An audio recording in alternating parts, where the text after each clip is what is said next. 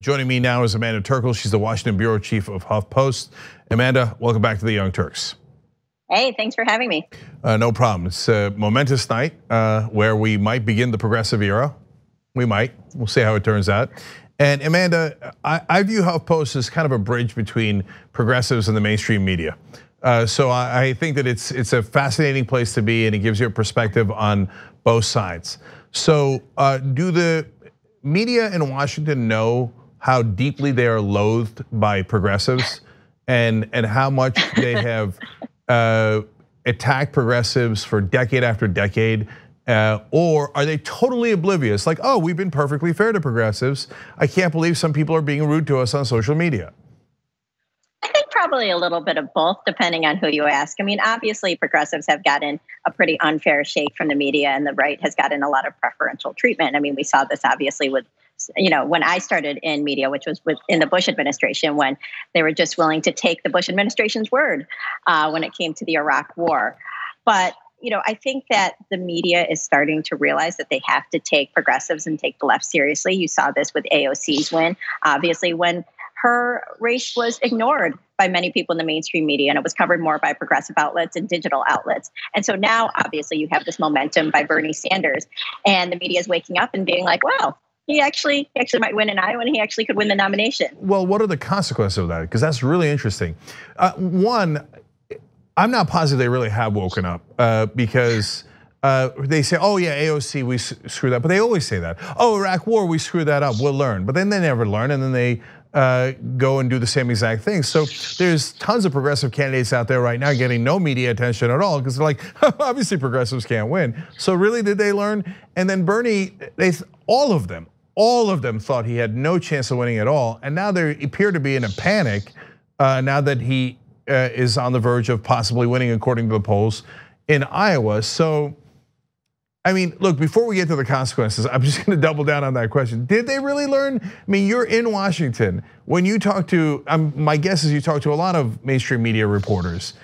Do they have any sense of how strong progressives are in the country? Or in their mind, is this still like a fringe group that could largely be ignored?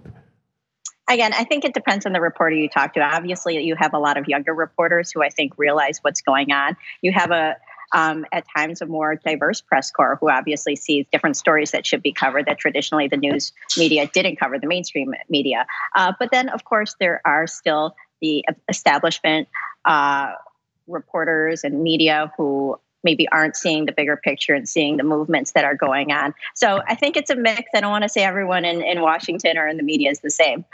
Yeah, so that's super fair and a great point about the age difference, right? Because I've seen the same thing. Younger reporters tend to be far more progressive because everyone who's young is progressive, like literally 80% according to the polling. And the more diverse the reporter base is, the more open it is to progressives. It's the older, not only reporters, actually it's the editors that, in my opinion, are the number one problem. They're like, no way. They're stuck in 1972. So anyway, let's talk about the consequences though, if progressives get power. Because there are two different ways that this can go. My guess is that the first reaction is going to be what Chris Matthews is doing on air for the last 24 hours, screaming at the top of his lung, socialist! And they're gonna throw the kitchen sink at Bernie Sanders, is my guess. But also, people in Washington love power, and whoever has power does usually get a little bit of kowtowing too. So how do you think it's gonna play out here in the case of Sanders and the progressive movement? Well, what's interesting is that a lot of people, I feel like in the Democratic establishment, were worried about Elizabeth Warren winning, and she's too progressive, she's too far to the left. And they thought she was going to be the problem, and it didn't look like Bernie Sanders could win. So they did what they could to sort of take her down, to push her aside. But now, while they were focusing on Warren, it looks like Bernie's rising in the polls, and he's now the problem that they have to focus on. And for them, he's even more extreme. He's been, he's held these same positions. He, wants to fight for Medicare for all. And so a lot of people in the establishment are now worried about, does someone else need to run? Do we need to throw our support beside someone? Is Joe Biden not strong enough? And so, yes, there will be people who now try to make nice with Bernie Sanders. There will be money going into other candidates, obviously. to try to defeat him as he gains momentum. But he has a very powerful movement. And you see this just in Iowa. People who are getting engaged in the process who wouldn't be otherwise if it weren't for him, and who maybe have never caucused before. Well, I love the smell of establishment panic in the morning. And I hope that's exactly what we're going to get tomorrow morning. But it's okay, Amanda, they got it covered. They had Deval Patrick enter the race. Right. How's that going? Deval Patrick has not really caught on as much as I think some people thought he would. But you do, another late entrant, you do have Michael Bloomberg, who looks like he will start to be in the debates because of the DNC's rule change. He has been using, millions and millions of dollars of his own massive fortune to be on ads. And so far, he's getting a lot of positive coverage because he hasn't really been challenged a lot. All you're seeing are his ads running, his positive ads. And that could change, though, if he gets in the debates and starts facing some more attacks. So, Amanda, I'm a ruffian, a Philistine, a barbarian at the gate. So I'll say what you're not supposed to say. Could it be that the media organizations that are getting hundreds of millions of dollars from Mike Bloomberg might be a little friendlier to Mike Bloomberg? These media organizations that are multi-billion-dollar corporations. I'm sure that if you talk to the reporters, they will be shocked and chagrined at that suggestion, that their corporation might want to make profits. But it does seem, okay, I could at least ask it this way, that they seem to have not run one negative article about Bloomberg as he pours in hundreds of millions of dollars to their media organizations to buy those ads. Well, I can't say what other media organizations are doing on their coverage of Bloomberg. But, Bloomberg, he does have a lot of money. And it's not just, he hasn't just given it through ads to media organizations, but he's given a lot of money to local elected officials, mayors. Quite a few mayors have endorsed him. He's given it to the Democratic Party. He's given it to Democratic organizations. A lot of people know Bloomberg, as they know Tom Steyer, through the philanthropy and through the political contributions he's given them over the years. And I think it's a fair question to ask of whether that is contributing to either endorsements or maybe groups not criticizing him, even though they may not agree with him 100% ideologically. So another really, really good point, because everybody, you have to be mindful of why people make endorsements, why they back people, have they gotten money from them in the past? And by the way, that could be a benign thing. It could be like, look, Tom Steyer's helped a lot of grassroots organizations register voters, fight against the dangers of climate change, et cetera. So they think, well, I know him and I trust him. Or it could be, and it's probably both depending on the circumstances, people going, that guy, butters my bread. That's the guy who gives me money. So who am I gonna back? This is not a hard question. So, but a lot of times, unlike Amanda, the reporters don't give you that background, and then you don't know. It seems like, oh my God, he's got a lot of grassroots support out of nowhere in the Democratic Party.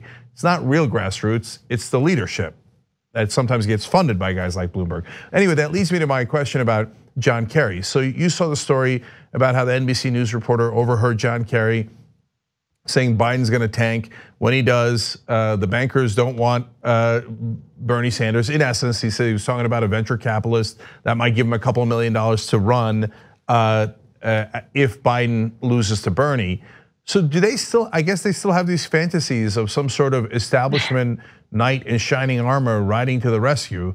Like, does John Kerry not realize that when he says he's more electable, that we already actually had that election? It was 2004 and he lost? I mean, it seems crazy. And he walked it back once NBC News reported saying, I was sort of joking. The reporter overheard, misinterpreted this one side of the conversation. But, obviously, if John Kerry entered the race, he wouldn't be some knight in shining armor. That's not what people are actually looking for. It doesn't seem like this election. And we tried this, Deval Patrick jumped in thinking that he could get some sort of big donor money, that he, was well liked in the Democratic Party and could come in and be a more establishment candidate. And again, we were talking about he hasn't caught on at all. Yeah, and then on to Bloomberg. It looks like the establishment's firewall is Bloomberg, that they've put all their chips in, like saying, okay, if Biden or when Biden now apparently they think loses, Buttigieg doesn't have enough, Klobuchar doesn't have enough. At least Bloomberg has all the money in the world, and we like him, and he would protect the rich, and he would protect the corrupt consultants and lobbyists, et cetera. Again, I'm stunned by how clueless they are. Yes, he's rising in the polls because he's overwhelming people with ads. But at some point, people are going to find out he did stop and frisk. People are going to find out he's a former Republican. People are going to find out he's incredibly conservative and wants to protect Wall Street, which are deeply unpopular positions in the Democratic Party. Does no one in Washington know any of that? Right. Bloomberg has been really playing up the things he's done on climate change, on gun control, the more sort of liberal parts of his record. But like you said, there's a lot more that he's done that's very Republican because he was Republican. And I think that many voters in the Democratic Party will be pretty upset by that. You know, Bloomberg's other selling point is that I know Trump. I'm richer than Trump. I can go up against him. I'm in this for the long haul.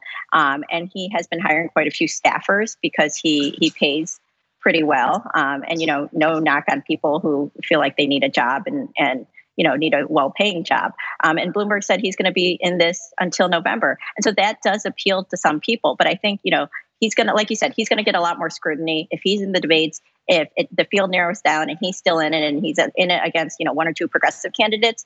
I think things will be coming out that, you know, some people in the party may not like. Yeah, I guarantee you that. It'll be coming out here because what we do is we cover facts and policy on the Young Turks. Also on HuffPost, Amanda Terkel, Washington Bureau Chief of HuffPost. Great conversation as always. Thanks for joining us. Really appreciate it. Thank you. Thanks for watching this free clip of the Young Turks. Don't forget to become a TYT member today. For more exclusive content, join now at tyt.com/join.